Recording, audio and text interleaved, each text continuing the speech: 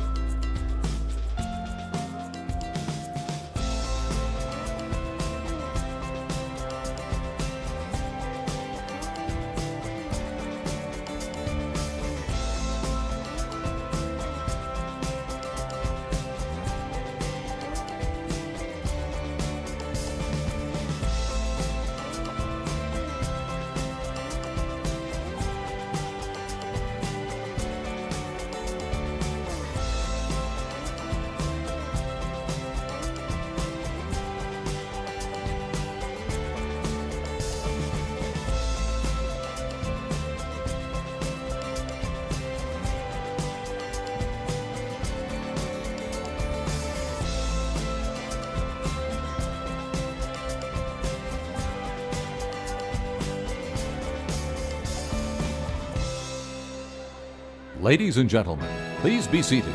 Our program will begin in 5 minutes.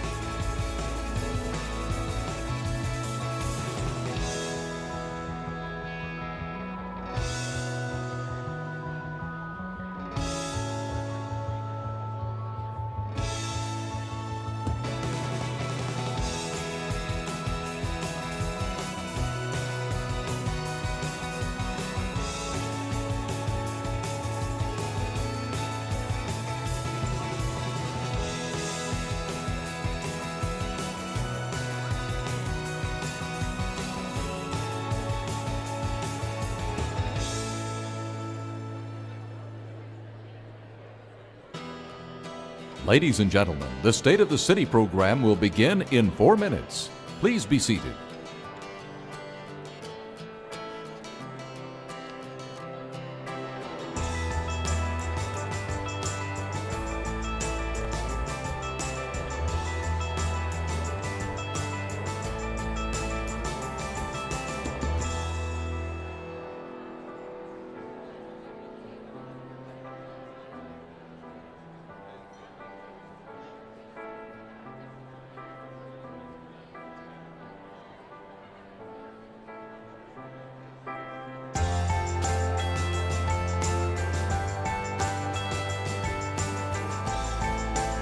Ladies and gentlemen, we ask you to please take your seats as the program will begin in 3 minutes.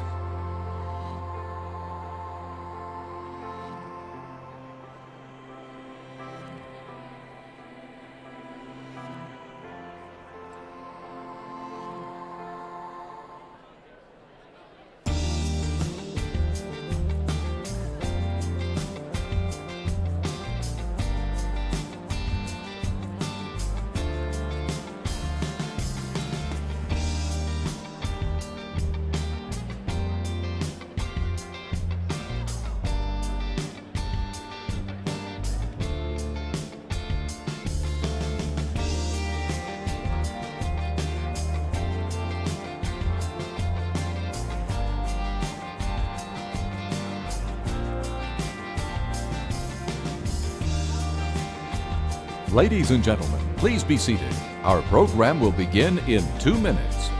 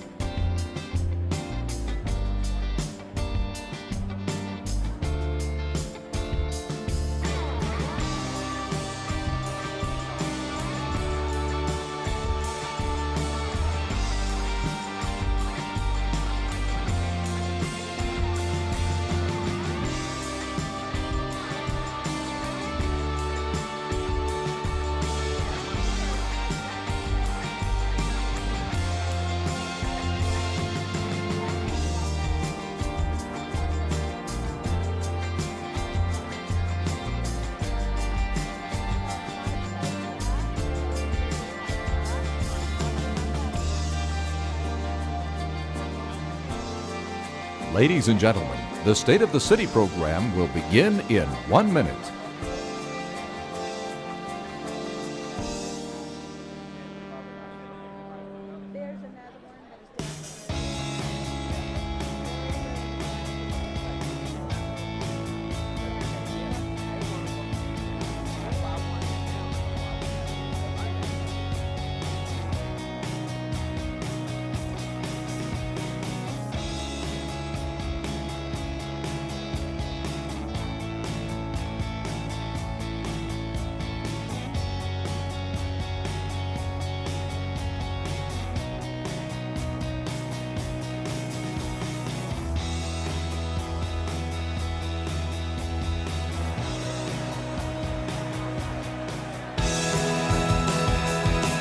Please welcome past chairman of the Greater Oklahoma City Chamber, Pete Delaney.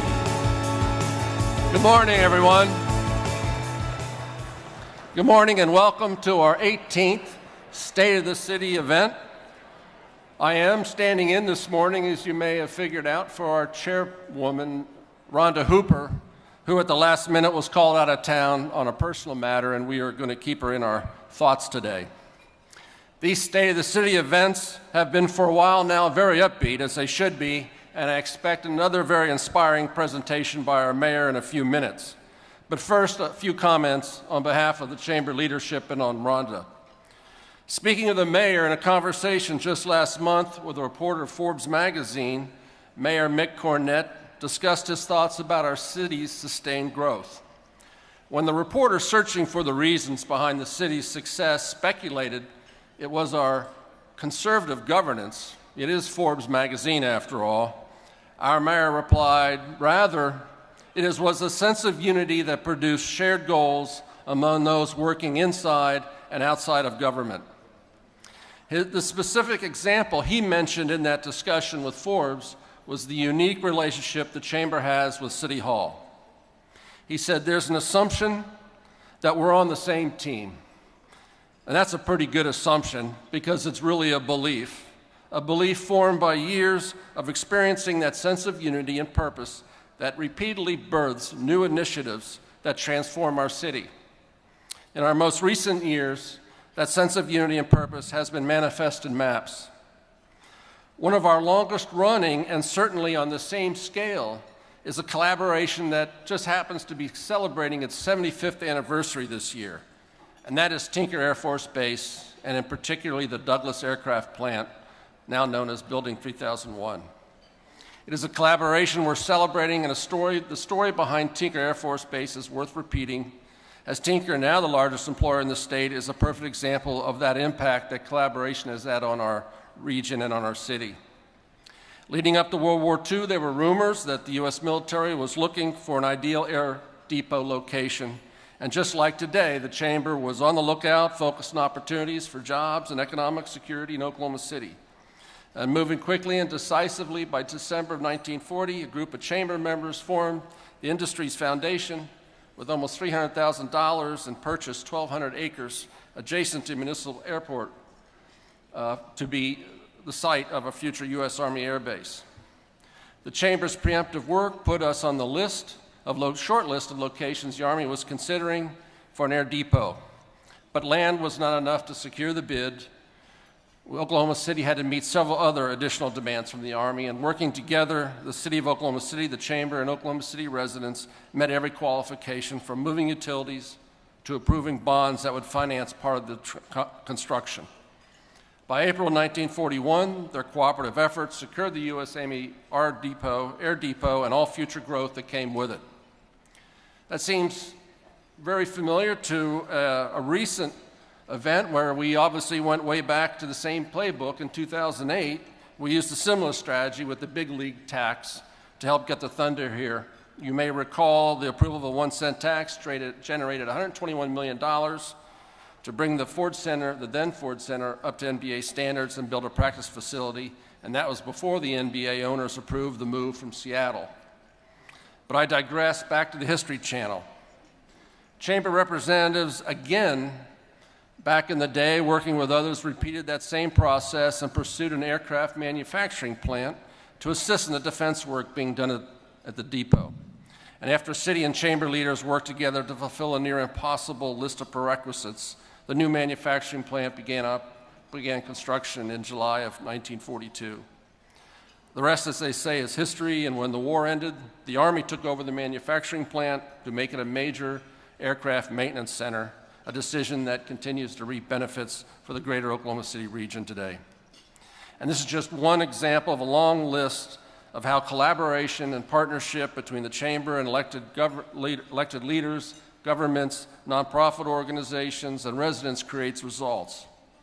Without a doubt, the City of Oklahoma City is our most important partner, and by working together, we are creating something that is better, much better than either of us can do alone.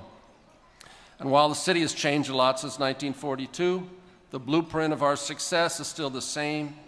Visionary leaders from all walks of life working together for the good of Oklahoma City. Our city's shining accomplishments, from the transformative power of maps to bringing the thunder to our arena, all follow that same recipe for success. And in 2017, we will continue to take the long view and work with others to position Oklahoma City for continued growth. The most important initiatives in 2017 in our 2017 work program require such collaboration. One such effort is the development of Oklahoma City's Innovation District, an area that stretches from Automobile Alley to the Oklahoma Health Center. As we all know, Oklahoma's history is full of innovation and risk-taking, and those characteristics were highlighted at the national level when Oklahoma City was chosen for a pilot study by the Bass Initiative, a collaboration between the Brookings Institute and the Project for Public Spaces. Through the Bass Initiative, Brookings and PPS are doing research into what makes successful urban economies tick, and they have found that vibrant urban economies are centered on strong communities that can easily connect people and ideas.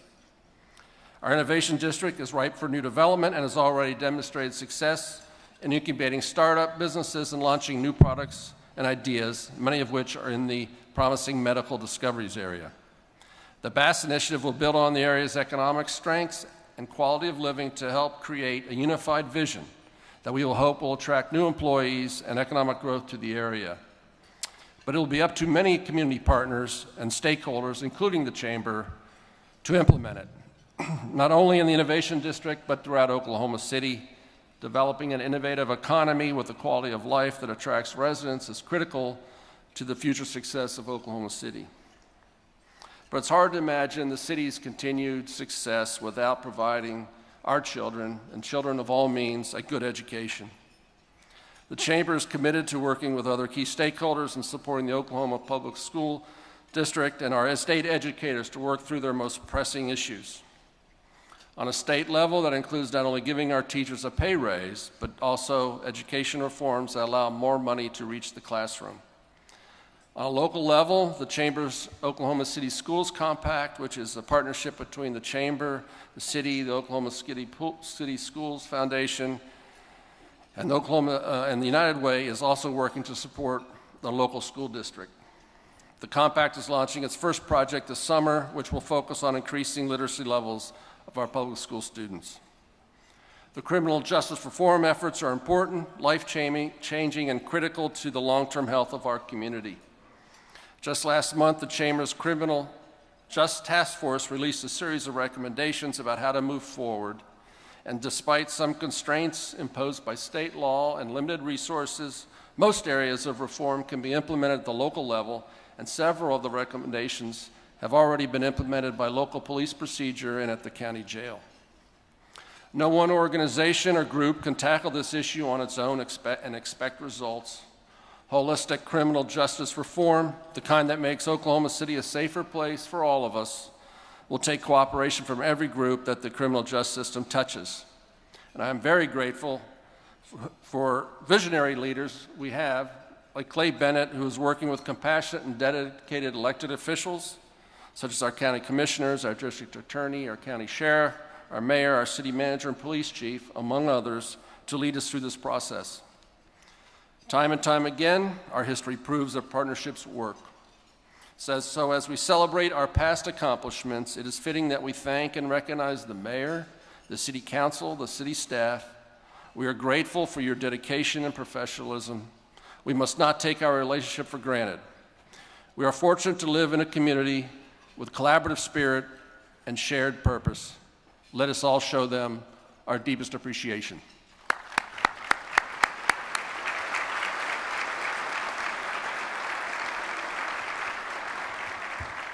And now we invite you to enjoy lunch, where we will recognize on screen the sponsors of today's event. Special thanks to signature sponsor, the Oklahoma City Thunder. We will reconvene shortly for Mayor Mick Cornett's State of the City address.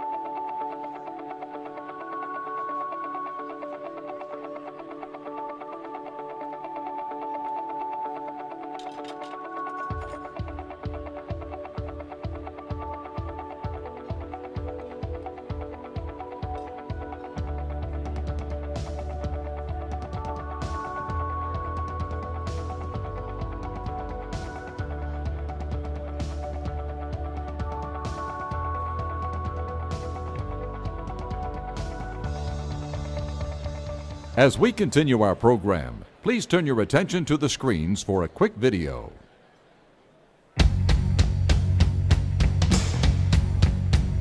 Hey, you could be larger than life, bigger than the world, living out the hopes and dreams of every boy and every girl.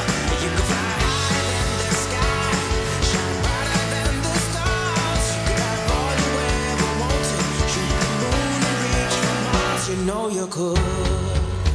This is the city that changed its destiny by staging its own transformation. Larger than life is what Oklahoma City has become, and it's the opportunity here for the taking. A stellar standard of living and a spirit that says, go for it.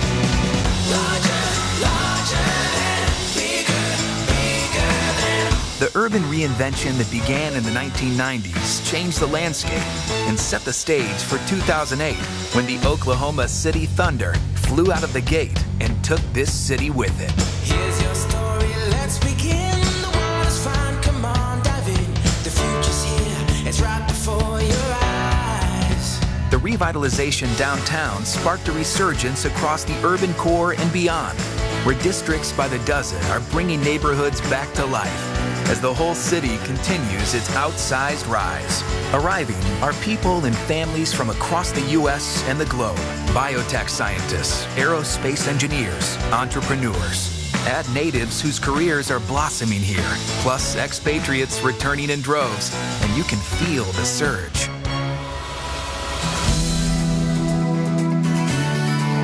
The first glimmer of a renaissance appeared here. The historic warehouse district turned entertainment mecca, Bricktown. And today, it's a 24/7 attraction. Midtown packs the thrill of living in a dynamic destination with shops and one-of-a-kind haunts where lifestyles and budgets run the gamut. The Plaza District and the Paseo are creative hubs and home base, neighbors to other corners of the core, and all-around hotbeds of local cool, all making urban housing a magnet for millennials and baby boomers alike.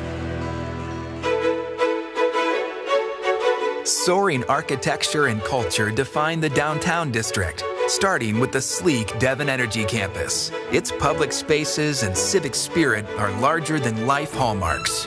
Neighbors include myriad botanical gardens, where many locals celebrate the seasons in an urban island of escape. Other neighbors include a spectacular museum of art and a modern museum hotel whose galleries never close. Jazz and ballet infuse the city's DNA, thanks to the world-famous ballerina who founded today's rising Oklahoma City Ballet, and thanks to the cradle of jazz that inspires modern musicians and echoes through a born-again deep deuce. People throng to the Asian district, widely touted as a culinary capital that reflects a diverse Asian population.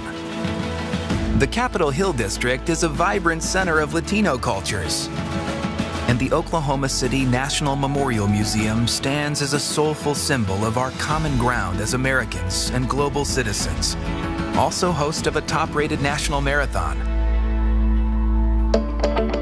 On a river that rivals Cinderella for rags to riches magic, the Boathouse District's Whitewater Complex arrived with a roar. So to this U.S. Olympic training site, elite rowing venue, recreation zone, and island of prized architecture, add rapids. Surrounding the urban core are vibrant communities and countless amenities. Lakes, parks, trails, a standout zoo, world-class museums of art, science, natural history, state history, and unexpected jewels. Sports is an obsession beyond the Thunder. Recreation indoors ranges from skydiving to shopping. The pursuit of fashion, self-expression, and all things local. Even Vogue was impressed, featuring OKC as one of 3 locales where the flyover city idea just doesn't fly.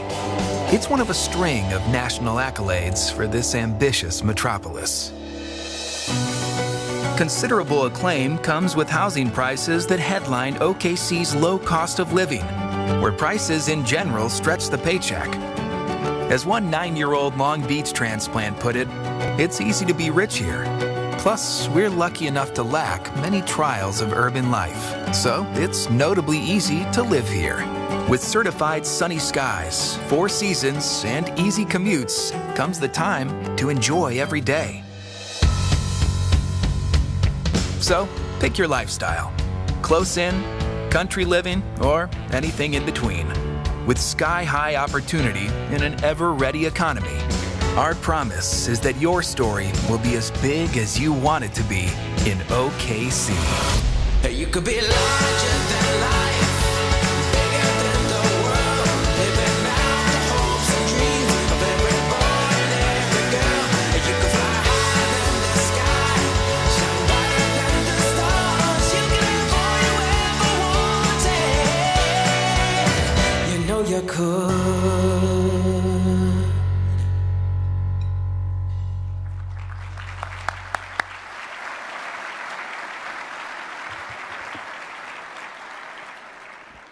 It's a great video, huh? That's courtesy of your hard work at the Chamber. I think we just got that video today, as I understand it. So, great job. I'd like to take a moment before we introduce the mayor to ask all the elected officials in the room to stand up so we can honor your service and show you our appreciation for your leadership. Can everybody stand up, please?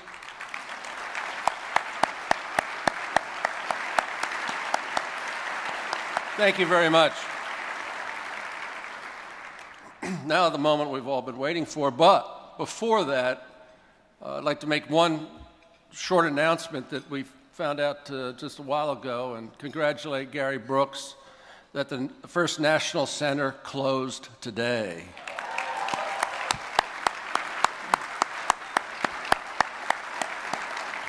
Gary, we're all very excited to see what you're going to do with that building, and we're all behind you 100%. So now I get to introduce Mayor Mick once again. It was just sort of funny, you know, don't we know Mayor Mick by now? I don't know. He's served on his 4th term. And I could say that Mick is the son of a postal worker and school teacher. That he was born and raised in Oklahoma City, and from early age, you know, his parents taught him the right values of public service and hard work and dreaming big. But I'm not going to say that. I could say that he's the first 4-term mayor in Oklahoma City history, and is leading a thriving community and reflects the same principle that his parents installed in him, but I'm not going to say that either. Then, you know, you hear about that international panel selected Mick as the 2nd best mayor in the world. Newsweek, you know, called him one of the 5 most innovative mayors in the United States. Governing named him Public Official of the Year in 2010, and of course, Politico placed him on the Politico 50 list of thinkers, doers, and visionaries transforming American politics in 2015. And he currently serves as President of the United States of U.S. Conference of Mayors. I'm not going to say those things today because we do know him so well. And we very much appreciate your leadership and how you represent us on the national stage. We are very proud of you. But ladies and gentlemen, please welcome Mayor Mick Cornett to the stage.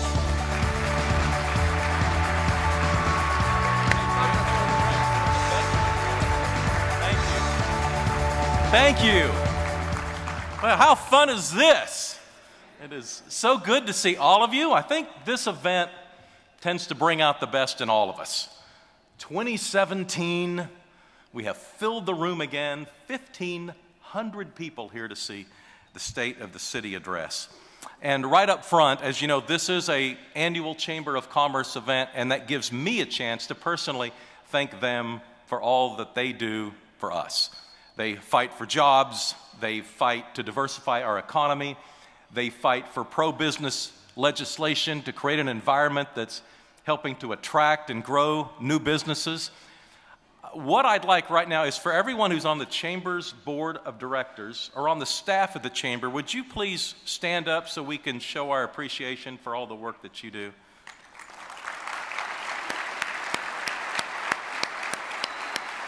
It is quite a group. So thank you, Roy and Pete, and our best wishes to Rhonda Hooper and all those standing. Thank you very much. Over at City Hall, I am fortunate to work with the best city council in the United States. And before I go through them individually, I want to take just a moment to talk about Pete White in Ward 4. Pete has served a couple of stints as the Ward 4 city councilman, a combined 18 years of service. He's the longest serving Ward 4 city councilman in our city's history. And as many of you know, Pete is not running for re-election this spring, but he is here today. Pete, would you stand so we can show our appreciation to your career of public service? Thank you. It is not going to be the same without you, Pete. We'll miss you. Thanks for everything that you've done for Oklahoma City. Several other members of the City Council are here today, so I'm going to call their names if they would stand and then just remain standing. First, James Greiner, representing Ward 1. Ed Shadid, Ward 2. Larry McAtee, Ward 3. Again, Pete White, Ward 4. David Greenwell, Ward 5. Meg Salyer in Ward 6. John Pettis, Ward 7. And Mark Stonecipher in Ward 8. Okay, so Steve, please remain standing.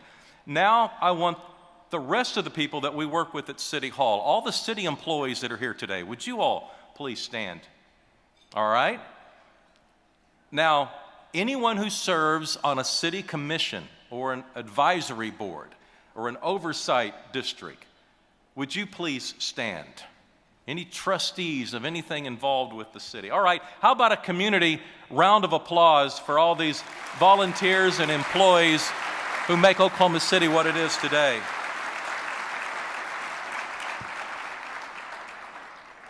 Also in the audience today is a young man who's making all of us proud. He grew up in Oklahoma, and in 2011, he graduated from high school right here in Oklahoma City at Deer Creek.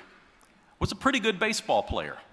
Last May, just 5 years after he left Oklahoma City, he moved into the starting rotation of the Detroit Tigers and was just named the American League Rookie of the Year. Michael Fulmer is here. Michael, would you stand with your wife, Kelsey, and his parents, JP and Lisa?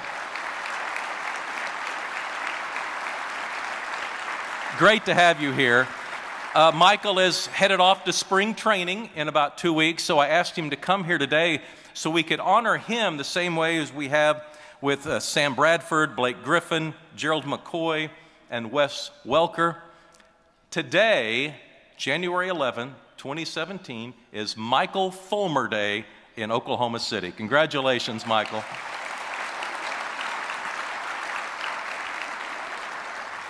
And down front, over to my right, I want to recognize my family, my wonderful wife, Terry, my 3 boys, and my daughters-in-law, and making their first ever appearance at a State of the City address, my 2 oldest granddaughters, Macy and Lily. Would you 2 stand up? It's a big room. I want everybody to see you. Wave to everybody. Wave. Yeah, they're excited. They got out of school to come to this. And you guys can sit down now. But you can't leave. It wouldn't look good. But it's a wonderful city that you all have created for them and their friends, so thank you for that. You know, our city drew a lot of positive attention in 2016. It continues to attract new jobs and new people. The population growth is also reflecting this trend about how we're continuing to progress. In the 2010 census, we had 580,000 people. We're now approaching 640,000 people. That's an increase of 60,000. And the metro area is about to hit a new milestone of 1.5 million people. And let's look at some lists that kind of reflect this prosperity. The media loves lists. Forbes magazine, we'll start with them. Just last month, they put together a list of the cities with the fastest wage growth, and out of the entire country, we're number 10. Forbes also studied our series of MAPS initiatives, and to their readers all over the world, they said, MAPS is a model public works program. MAPS is about improving the quality of life in Oklahoma City, and Forbes isn't the only publication that's noticed how the quality of life here has gotten better. Business Facilities Magazine ranked the quality of life in cities all over the country, and they placed us number one. Specifically, yeah, go ahead and applaud. I mean, number one, that's pretty good. Specifically, they said, by just about any benchmark you can raise in evaluating the quality of life in a location, OKC is a front runner. That's pretty strong. That same publication ranked us highly in categories like the lowest cost of doing business and the best cost of living. There's some others. Let's see, the website Angie's List is telling its customers that Oklahoma City is the best place in the country for 20-somethings. It placed us in its class by ourselves, mentioned our low cost of housing, our easy commutes, and our low taxes. The website Zumper agrees and told its readers that Oklahoma City gets an A+ for a great place for college graduates to start their career. Another website, Wallet Hub, compared 150 cities around the country, named us number 7 for best place to relocate and start a career.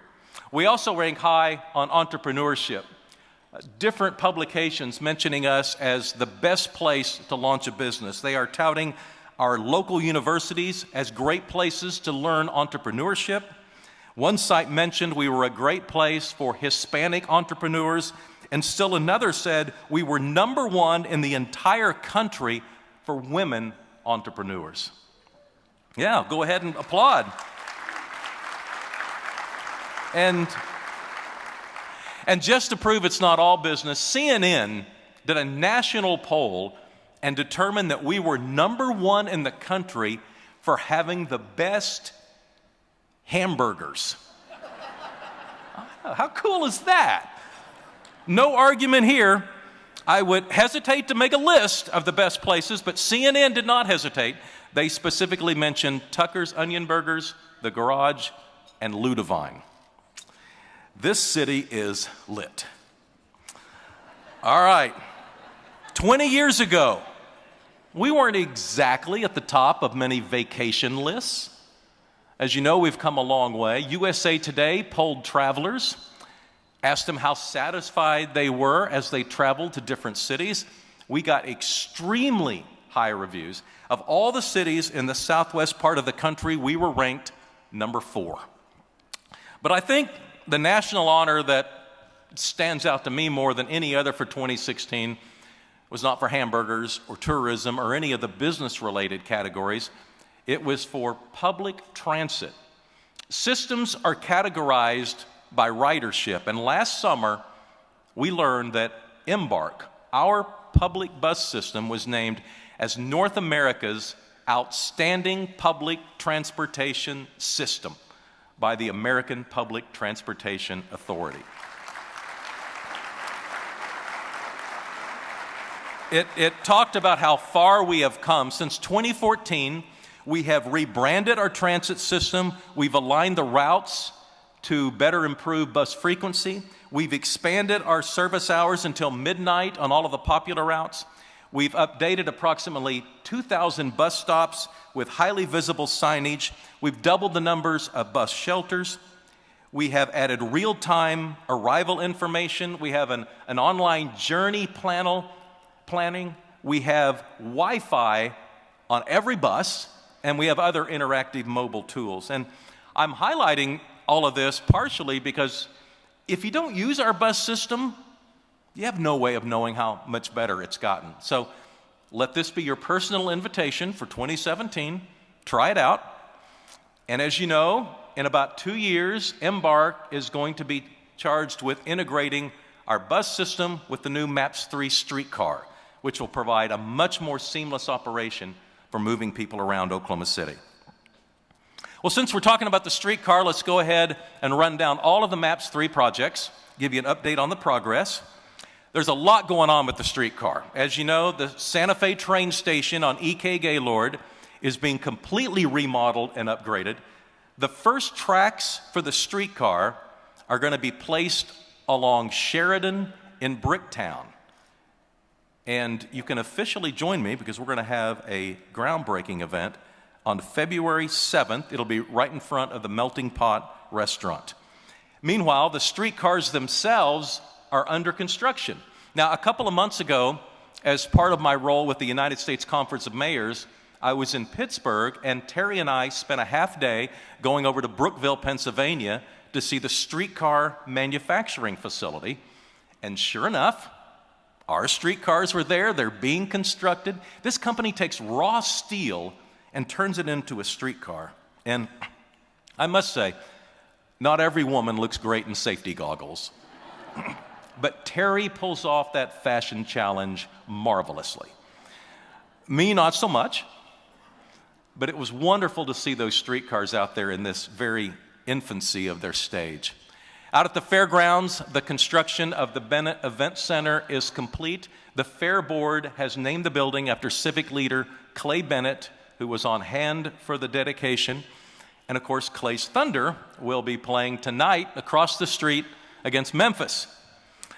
This building at the fairgrounds, though, is spectacular. And in just 9 days, if you weren't there for the ribbon cutting, you'll need to go out for the 2017 Home and Garden Show.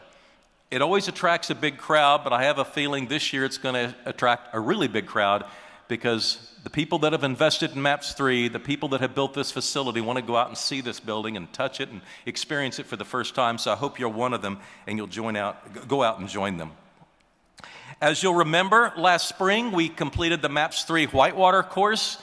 The United States Olympic Committee spent time on the Oklahoma River and has given our course rave reviews. We held the Olympic trials for kayak. And please remember that this course was not built just for Olympians. This course is built for you. So please plan on heading out to the rapids when it opens for 2017. There is nothing like it. FOMO. If you don't come out and see it, you're going to regret it. So come out and see it this year and make sure that the visitors know about it. When they come to your house, take them out to the Whitewater facility and let them see it. Our first of 4 MAPS 3 wellness centers is nearing completion. The ribbon cutting is going to be next month.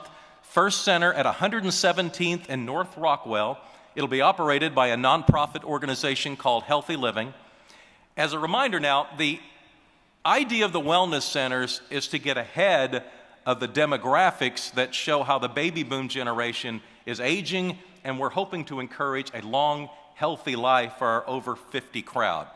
It's part of a larger plan to build a healthier community for people that live in Oklahoma City, and the first of 4 centers opens next month. Which brings us to sidewalks and trails. As you know, our first MAPS 3 trail, the 7-mile West River Trail, is open on the far west side of the city.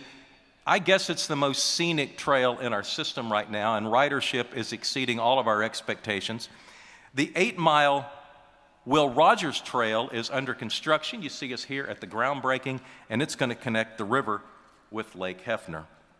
And of course, the sidewalks are under construction all over the city. Neighborhoods are being transformed into healthier, more walkable places to live. No question, we still have a long way to go in the sidewalk department, but I think we've all seen individually examples of how sidewalks are changing neighborhoods. They're attracting people to get outside and walk instead of taking their car, and that's a step in the right direction. The largest of the MAPS 3 projects, of course, will be the new convention center. So if you feel a little bit cramped in here today, help is on the way.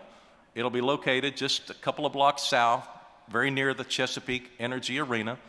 And we anticipate that the construction on the convention center is going to start later this year, and we expect that it's going to attract a significant investment from a major hotelier from outside of Oklahoma City. So we are currently in negotiations with Omni for that piece of the puzzle. And again, I anticipate a groundbreaking for the convention center later here in 2017. That leads us to the new MAPS 3 Park downtown. Plans are pretty much finalized. There's been a lot of work over the past couple of years to get all the utility lines in order and clear out the space. So we're going to break ground on Phase 1 and Phase 2 of the park later this year. And in anticipation of that, over the past several months, we've been working on a process to invite the entire community to help us come up with a name for the new park. And so you're going to be hearing details on that very soon. Well, the November elections are behind us. I thought if anything got a round of applause, that would get us a round of applause. And, you know, I think one of the reasons they got so much attention is because they were so negative. And it kind of disclosed and exposed a lot of anger and frustration, because I think those are two words that a lot of people would describe about people's attitudes about politics and about the world, about the ever-changing technologies that affect our world. Change is hard, and change is taking place seemingly everywhere. And one aspect of that changing world affects us and education. Now, when I and many of you were growing up, it was implied that as you got older, you studied, you went to school, and by the time you got in your 20s, you were winding up your education and you went to work. School and education were supposed to be something in your past. Your future was about finding a place in the workforce. Well, all that seems different now. And it's because of technology and change. I remember in the 1960s, my family had one telephone, and it sat on a desk in the middle of the house. And above the phone, we had a chalkboard. And that's how we left messages. So if someone called and the person they wanted to talk to wasn't there, you picked up the chalk and you wrote on the chalkboard the message for the person, and you came in the house and you looked, and that's kind of the system for getting in touch with somebody. And then the technology at our house improved. Our parents bought an extension phone, put it in their bedroom, and installed it on the wall. Now, just having a second phone in the house seemed like a really big deal. But putting the phone on the wall, that was a giant step forward in technology. And when I had a friend over to the house, I would take them into the bedroom to show them the extension phone on the wall. Well, time passed. 30 years after that, my father passed away. A couple of years ago, my mother passed away. And when I went in that bedroom for the last time, I picked the receiver up off the wall, and the dial tone was still working. 50 years later, that phone was still working. Now, I want to ask you all, how many of you are planning on keeping your telephone for 50 years? You buy a telephone today, and within 50 days, there's something on the market that makes yours feel outdated. And by the time you've had your phone 2 or 3 years, you're thinking to yourself, I gotta get a new phone. And of course, it's not just phones. We're told advances in robotics and automation are going to replace a lot of the activities in our existing world and a lot of our existing jobs. I was listening to a speaker a couple of weeks ago who said, in the world today, there are 350 million people making clothes. Now, most of them, of course, live somewhere in Asia, so we don't think about them much. They're cutting cloth, they're sewing seams, they're putting on a button. 350 million people making their living making clothes. But technology is marching forward. And in 5 to 10 years, we're told that almost all of those jobs will be automated. And potentially 350 million people are going to be out of work. Now, things change, people can be retrained, they can of course be rehired to do new things, but retraining 350 million people in 5 to 10 years is not really a level of change that we can assume is going to turn out well. Now, that's an extreme example.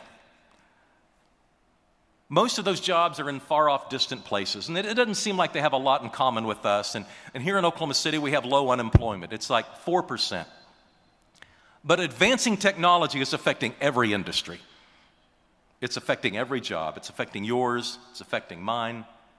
So back to my original premise about finishing your education while you're in your 20s.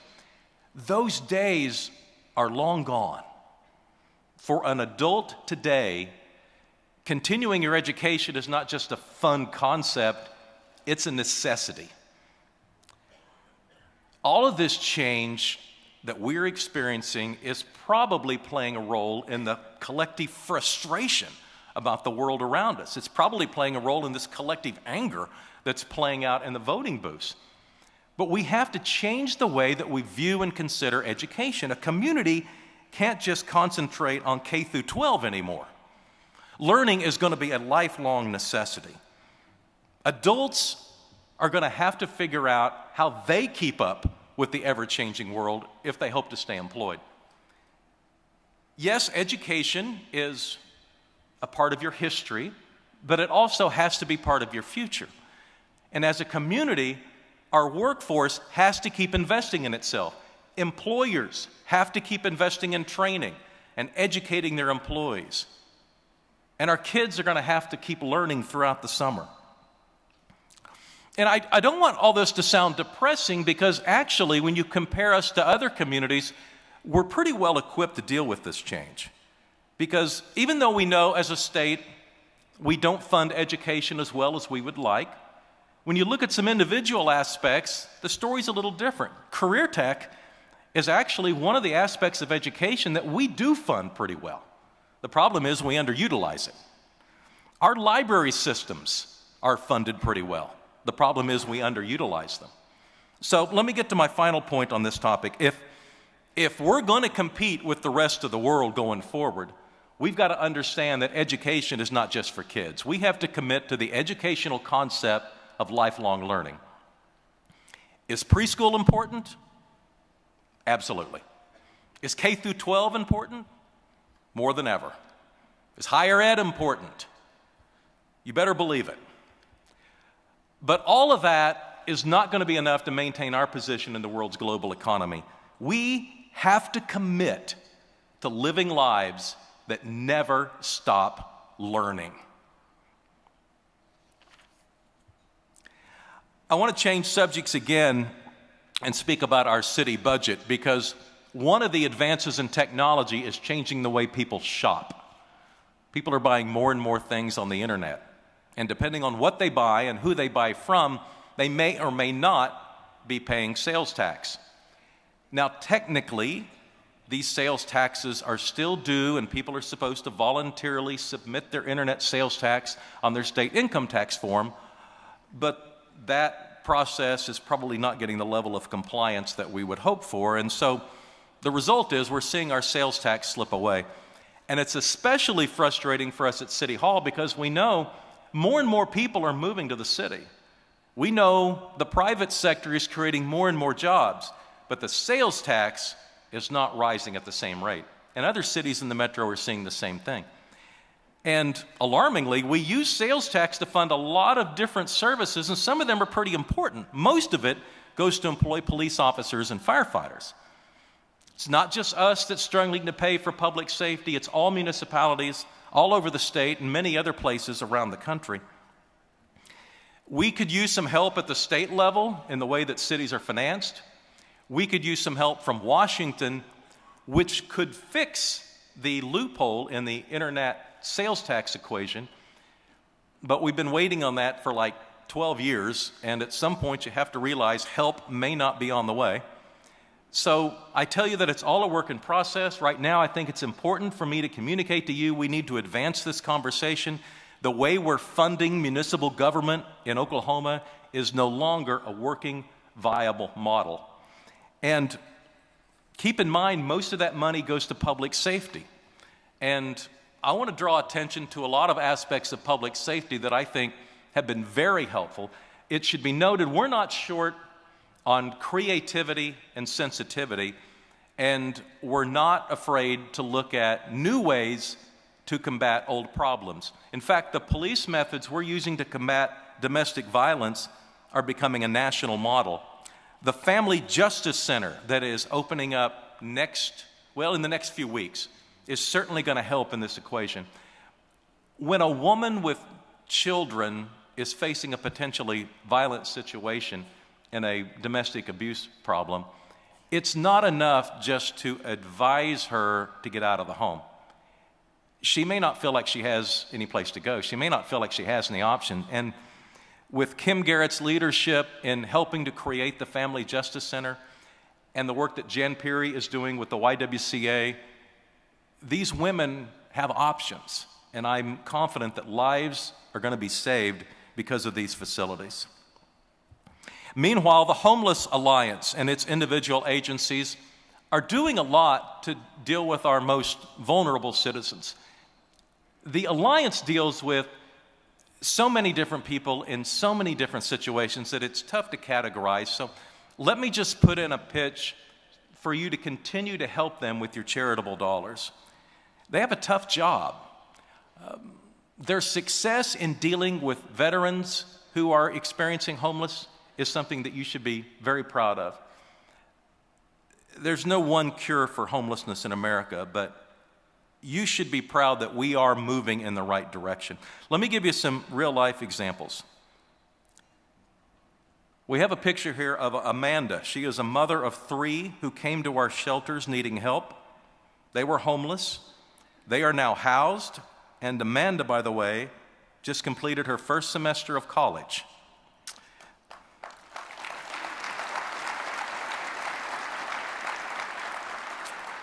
There is Mark, a teenager who had no place to go, showed up in our system, homeless. He's now graduated from high school, has some support network built up, and he's currently in the workforce as an intern.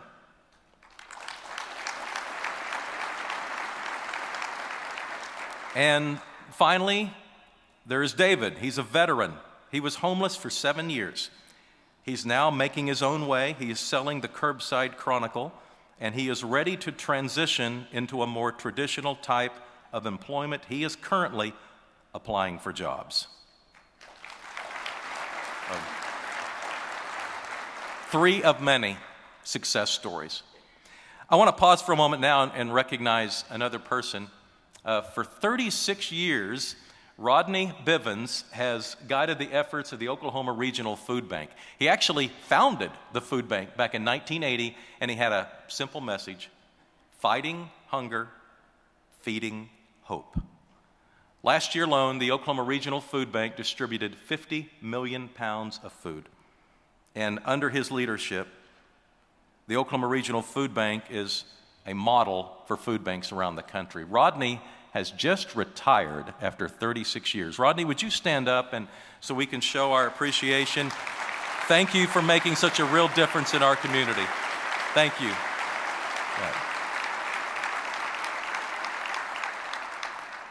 We have a lot of success stories in helping people who need some help. The problem is, the need is not going away. The social and the medical issues that played a role in creating these problems are still with us. Some of them are growing. Mental illness is not being adequately addressed. Healthcare is a nightmare. Now, locally we've done a lot, more than just about any other community our size, but we can't stop now. Last year, I spent a lot of time at this event highlighting the reforms in our criminal justice system, and a lot has happened. The passage of State Questions 780 and 781 are a big step forward for those of us who want to see some real change in our state system. We all know about the rising cost of incarceration and the social effects of putting more and more people in prison, but State Questions 780 and 781 should help us incarcerate fewer people, and just as importantly, put those expected savings into programs that can deal with addiction.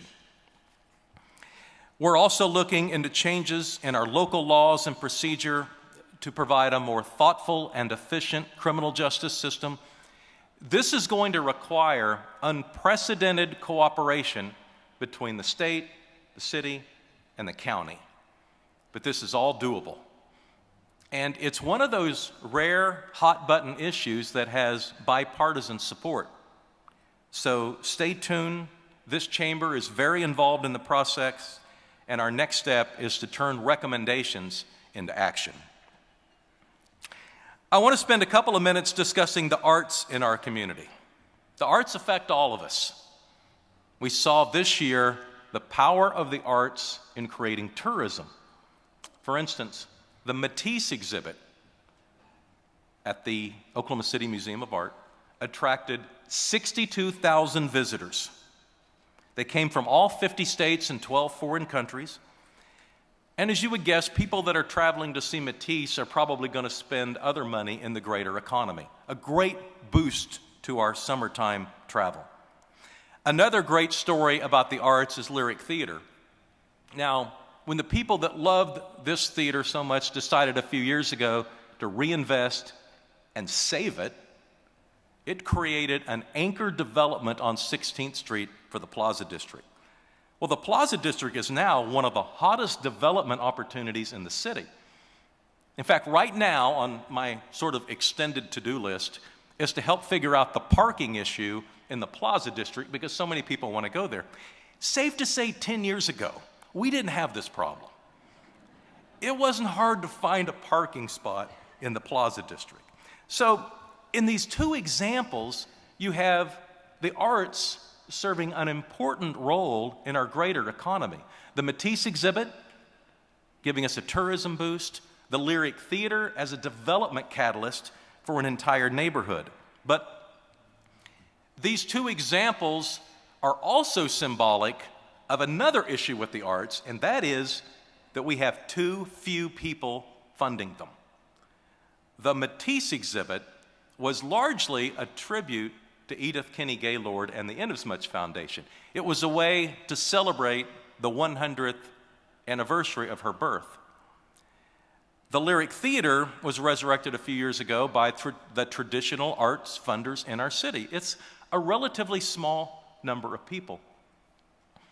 This city is going places, and the arts are going to help us get there, but we can't rely on the same 100 people to fund all of these different artistic endeavors. We need 100,000 people helping to fund the arts. We need a wider base. We've made great strides in diversifying our economy, but we have to do more to diversify our philanthropic giving. And that means more people getting involved in allied arts and the individual artistic groups that are putting art back into the lives of our children and performing at all of our wonderful venues. And if you're wondering, how can I start? Well, our Allied Arts has set a fundraising goal this year of $3 million. Let's all see that they get there. Now, we're running out of time. Lily and Macy are just dying to get back to school. But before we go, I want to touch on a few more things. First of all, thank you to everyone who's trying to live a healthier life. We're trying to rebuild the built environment to be a healthier community, but it also never hurts to ask you to eat less, exercise more. In animal welfare, our spay and neutering programs and our animal adoption programs are making a big difference. In fact, I think my favorite day in 2016 was the day we ran out of adoptable animals at the animal shelter. I know. Now, alas, a couple of hours later, some new animals showed up. They were looking for a home. So we've got to continue these efforts. But we have a great public-private partnership with the Humane Society, and no city has come as far in this area as Oklahoma City, and I'm very proud of it. All right, let's sum it up now. At 2017, and just about by any way that you measure cities, we're heading in the right direction. The population is still increasing. Jobs are still being created. Unemployment is low. We probably have the lowest cost of living of any big city in the country. There is some traffic congestion, but it's less than everywhere else. We still struggle in some social categories, but we're improving in most of them. We're a community that cares deeply that everyone, regardless of their zip code or the color of their skin, deserves the same chance as everyone else. At City Hall, we have police officers and firefighters that are working daily to keep us safe, and they're doing an amazing job. Our streets need more attention. We hear you. And later this year, we're going to have some funding opportunities to do a better job in that area. Before we go, one more special guest I want to introduce. I'd like to welcome Marshall Hanna to the meeting. Marshall, would you stand? Marshall is a World War II veteran, flew 22 missions over Germany, shot down on his 23rd mission, spent 10 months in a German POW camp. He lives in Capitol Hill. He's 95 years old. Marshall, thank you. Thank you so much.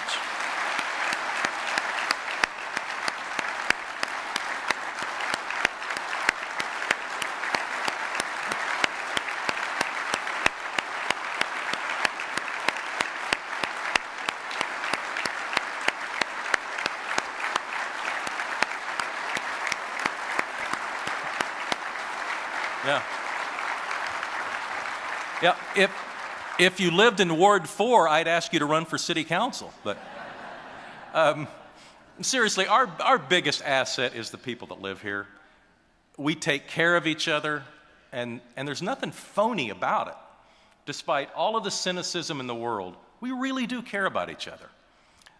So I guess as some final guidelines, if there are young people in your life, read to them.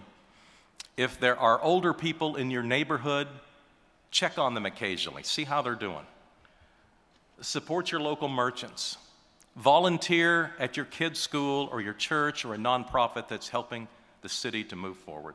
Thank you for all you do to make this city such a wonderful place, and thank you for coming today.